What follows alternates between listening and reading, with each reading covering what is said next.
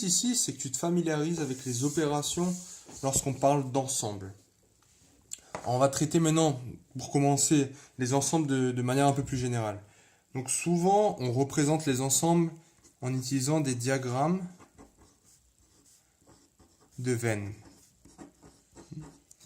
Là, c'est un diagramme de Venn. Donc là, si on prend deux ensembles, donc on prend ensemble A et B. Voilà, on a deux ensembles. Donc on va dire lui c'est mon ensemble A et lui c'est mon ensemble B. Quelles sont les opérations avec les ensembles?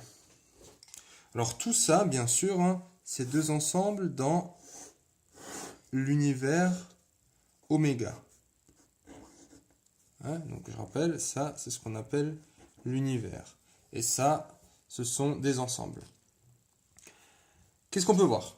Si maintenant je te demande de me calculer, pas de me calculer, mais de me dire que représente l'ensemble A, toi tu vas me dire tout simplement l'ensemble A, c'est donc avec cette représentation, c'est tout ça. Très bien. Quel est l'ensemble B? L'ensemble B dans cette représentation, c'est tout ça. Donc jusqu'à là, on est bien d'accord. Et après, au niveau des opérations, on a aussi l'opération A, tac, B. Alors ce tac, c'est intersection. Donc ça, c'est l'intersection.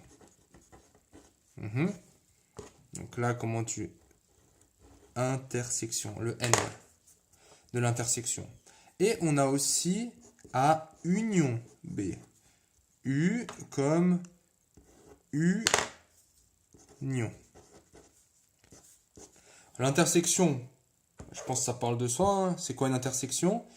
Donc, quand est-ce que A intersecte B? Ça va être sur ce petit endroit-là. Donc ça va être un autre ensemble. Donc cet ensemble-là, en fait, c'est l'ensemble justement A inter B. Qu'en est-il de l'union? Donc quand deux personnes s'unissent, ça veut dire quoi? L'union, c'est tout. C'est tout le contour, là. C'est tout ça. Et je prends tout ça. Donc, il est intéressant de comprendre déjà quoi? Il est intéressant de comprendre que quand tu prends une union, tu vois, je prends cette main, donc supposons mes mains elles sont comme ça. Je prends celle-là et je prends celle qui est en dessous. Je peux être partout sur mes mains, mais il y a une partie quand même que j'ai pris en double. Ça là, si je l'enlève, elle est encore là. Donc ça veut dire que j'ai vraiment pris une partie en double, parce que là on est superposé, parce que l'intersection est non vide. Donc ici, au cas où, l'intersection, on peut dire ça, est non vide. Tu te rappelles? Ça c'est l'événement nul. Donc ici, non. C'est pas vrai. Il y a quelque chose là-dedans. On peut prendre un élément là-dedans. Ça veut dire ça. Cool. Autre chose. On parle de complémentaire. C'est quoi un ensemble complémentaire? Si j'ai A, dans oméga, encore une fois, c'est quoi l'ensemble complémentaire de A? En tout cas, il s'écrit comme ça. A, C comme complémentaire. Ça va être cet ensemble.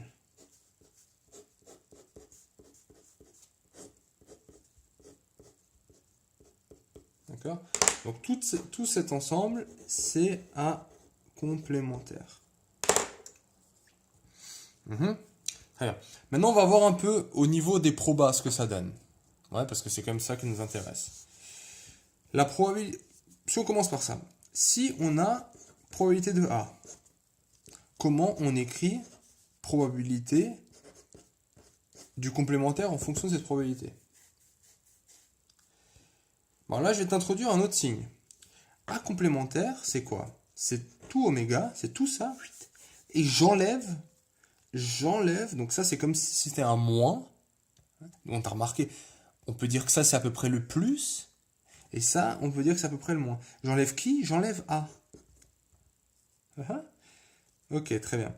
Donc probabilité de A complémentaire, donc en gros ça va être quoi? La probabilité de oméga, la probabilité de l'ensemble certain, c'est-à-dire 1 moins la probabilité que j'ai A.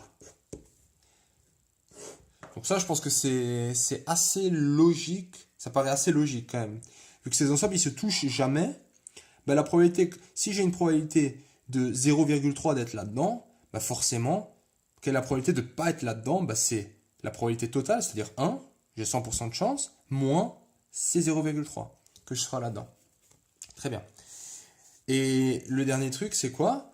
Donc maintenant, par rapport à ce que je t'ai dit avant, quelle va être la probabilité de A ou B, hein, d'être dans l'ensemble A ou l'ensemble B?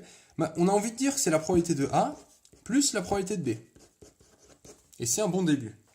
Mais ça, c'est pas toujours vrai. Hein? Pourquoi? Parce que là, quelle est la probabilité? Donc j'ai A et j'ai B. Donc ma probabilité d'être là-dedans, si ça c'est A, c'est P de A. Ma probabilité d'être là-dedans, c'est P de B. Donc si je fais ça plus ça, j'ai pris quand même un peu plus. C'est cette partie-là. Donc il y a cette partie-là, l'intersection, qui a été prise en trop. C'est pour ça que, vu qu'on l'a prise deux fois, une fois en A et une fois en B, parce que là on superpose, on va devoir enlever la probabilité de A inter B. On est bon? Donc ça c'est je dirais les deux formules les plus importantes en termes d'ensemble. Dernier petit truc, c'est par rapport à nos exemples d'avant, si j'ai un lancer de dés, encore une fois, donc l'expérience 2 c'était un lancer de dés. Oméga, on a dit que c'était 1, 2, jusqu'à 6. J'ai deux événements, j'ai pair, donc c'est l'événement nombre pair, et j'ai l'événement quoi? J'ai l'événement G, ça va être un nombre au-dessus de 2. Alors qu'est-ce qui va se passer? Là on remarque quoi? On remarque que tous les événements élémentaires sont équiprobables. C'est-à-dire que vu que mon dé n'est pas truqué, j'ai autant de chances d'avoir un 1 que d'avoir un 2, que d'avoir un tas. Donc dans ces cas-là, dans ce cas d'équiprobabilité, équi même, bah, la probabilité d'un événement A par G, dans ce cas-là, ça va être quoi? Ça va être la cardinalité de G divisé par la cardinalité de mon ensemble oméga. Alors la cardinalité, c'est combien de membres, combien d'événements élémentaires il y a dans G. Donc plus grand ou égal à 2, j'ai quoi? Ben, j'ai 2, 3, 4, 5, 6. J'en ai 5. Et la cardinalité, ben, j'ai 1 jusqu'à 6. Donc ça, c'est ma probabilité. Par contre, probabilité de pair, on a déjà fait en plus, c'est quoi? La cardinalité d'avoir pair, c'est quoi? C'est 2, 4, 6, 3. Et la cardinalité d'oméga, c'est combien? Ben, c'est comme au-dessus, hein, vu que c'est la même expérience, c'est 6, 0,5. Donc voilà, donc juste pour faire un petit lien aussi avec les... Donc dans une expérience, si on a des événements élémentaires équiprobables. Donc voilà, opération élémentaire sur les ensembles, l'union, l'intersection, le complémentaire.